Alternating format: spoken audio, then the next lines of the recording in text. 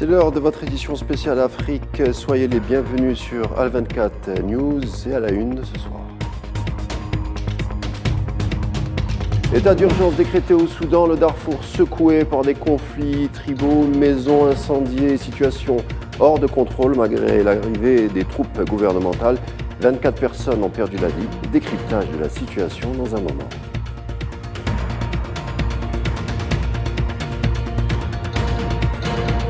L'accalmie se fait encore attendre au Kivu du Nord, à l'est de la RDC. Des violents combats à l'arme lourde entre les troupes congolaises et le groupe du M23 s'intensifient.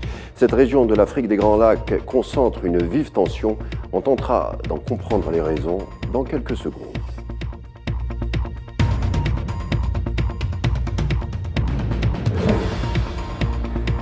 L'Afrique du Sud, avec une croissance économique qui ferait pâlir beaucoup de pays, voit sa production manufacturière en hausse. Or, la riche nation arc-en-ciel a du mal à faire profiter l'ensemble de sa population. On en parle en fin de journée.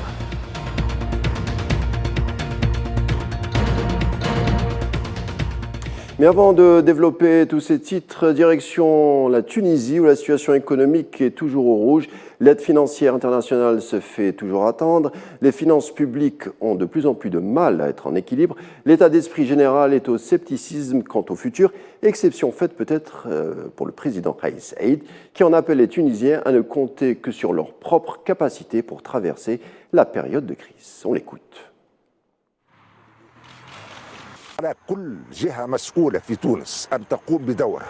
Il faut cesser l'excès de zèle. Toutes les parties qui ont des responsabilités en Tunisie doivent agir et faire leur travail. Je le dis depuis ce lieu, du haut de la montagne de Hammam Elf à Bouguernin. Il faut arrêter les provocations contre l'État. À l'avenir, nous ne pardonnerons aucun comportement qui porterait préjudice à l'État tunisien. Il y a un État, des institutions et des lois qui doivent être appliquées. La justice doit jouer son rôle. D'ici, je leur dis qu'il faut que vous jouiez maintenant votre rôle historique. On veut d'assainir le pays de ces criminels qui ont joué avec le peuple tunisien et qui ont dilapidé ses deniers. L'État tunisien est bien assis et la patrie restera debout, malgré toutes les embûches qu'ils veulent semer. Tout autre sujet à présent, puisque au Tchad, ce sont 600 soldats supplémentaires qui seront déployés à Bagassola, dans la région du lac Tchad, en plus des 9000 éléments déjà sur place. Annonce faite par le président de la transition, le général Mahamat Idriss Déby. La mission dévolue aux militaires étant de sécuriser une population de plus en plus endeuillée contre les intrusions criminelles du groupe extrémiste Boko Haram, aussi responsable de la crise humanitaire qui sévit dans ce secteur de l'ouest du pays.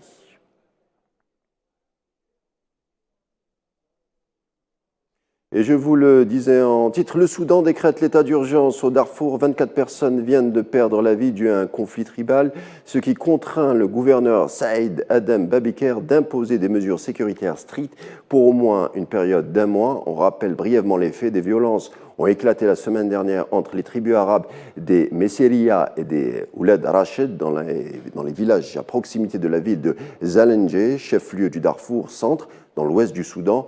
D'une vue d'ensemble, il n'est pas rare d'observer des conflits tribaux, surtout depuis la montée au pouvoir du général Abdel Fattah al-Burhan en octobre dernier. Le vide sécuritaire est moins concentré sur certaines zones du pays. Des conflits inquiétants puisque responsables, rien que pour cette année, écoulée selon l'ONU, de plus de 800 morts et 300 000 déplacés.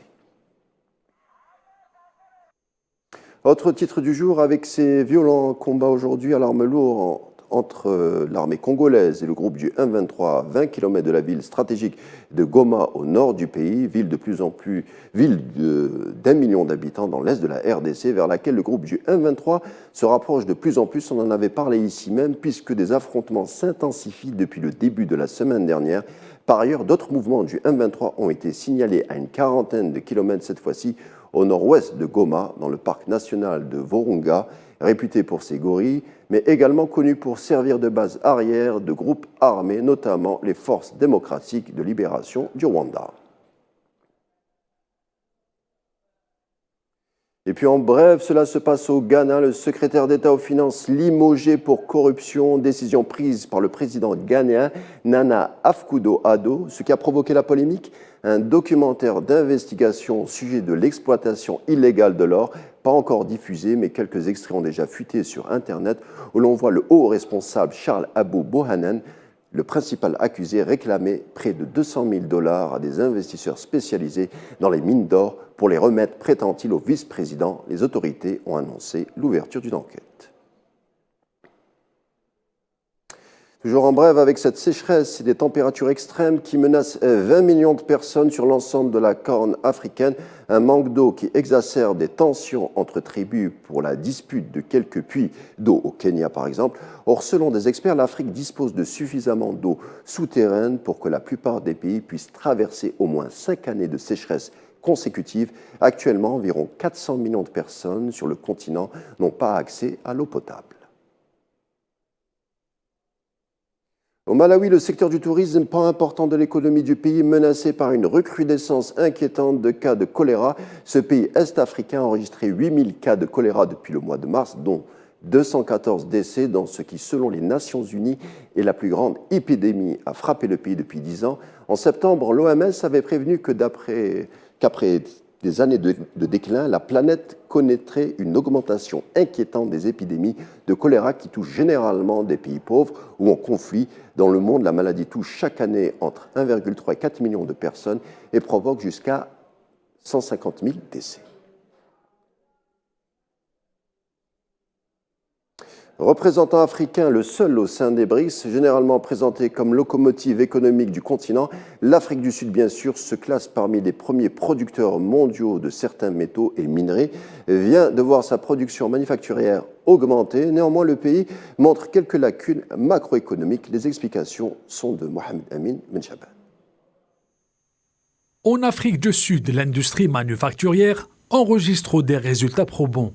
Une hausse de 2,9% réalisée en septembre dernier. Le taux de production est jugé encourageant pour l'économie du pays. Le secteur des pièces détachées et accessoires de véhicules et de transport tire son épingle de jeu. Le secteur de l'alimentation et des boissons a augmenté pour sa part de 8,1% en un an. Face à ces résultats, le gouvernement doit croiser le fer avec le spectre de chômage estimé de 35%. Pour ce faire, quelques 370 000 emplois ont été créés pour absorber la pression sur ce marché. En revanche, le secteur de la finance, la construction et l'agriculture continuent à perdre des emplois. Un autre bémol pour l'exécutif, les diplômés et les personnes à haut revenu sont de plus en plus pour l'immigration. Une fuite des cerveaux et des capitaux pèse lourdement sur les caisses fiscales sud-africaines. La Banque centrale a revu ses estimations de croissance à la baisse, tablant sur un ralentissement à 1,3% pour 2023, avant un léger rebond à 1,5% en 2024. Et puis un mot de sport pour finir, et plus précisément de NBA. On en connaît un qui est en zone de...